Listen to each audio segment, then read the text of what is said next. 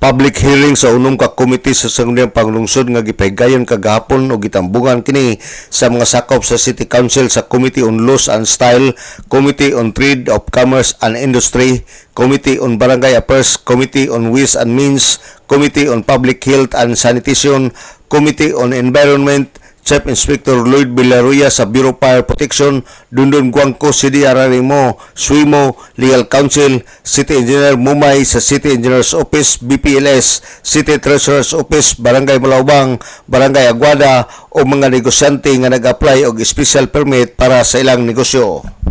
Ang maong public hearing ang pagtuki sa mga negosyante nga nag-apply og special business permit nga nag-serve og ilimnon nga makahubog nga duol sa residential area, tunghaan, simbahan o uban pang public establishment. Usa sa mga nag-apply niini ang Conrad Restaurant sa Barangay Malaubang o Sounds Bar sa Barangay Aguada. Men nga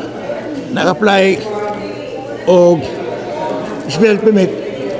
nag-serve lang liquor, no, bino, ilimnon makahubog nga dool sa residential area, dool sa eskwelahan, dool sa simbahan, no, uban pa nga public establishment nga kinahanglan og special permit gikan sa LGU. Kay we have an ordinance nga nag-regulate ani nga mga establishmento para di maristorbo ang atong kaisunan, atong mga residential areas, uban pa sa mga ginahimo nga negosyo sa atong mga businessman sa pagdalit og ilimnon ng makahubog og sa pagpatukar og mga music sounds nga usay magalisolbo sa itong kaisunan, labi na sa panahon sa kagabion. So doon ito local application nga amo untang ang among gi-heard ka lang para kusa, there was inadvertence sa'yo kay nahiro na mo sa December nga approve na. So duha na lang ang application sa kining Conrad Restaurant sa Malaubang o sa Soundbar sa Barangay Aguada.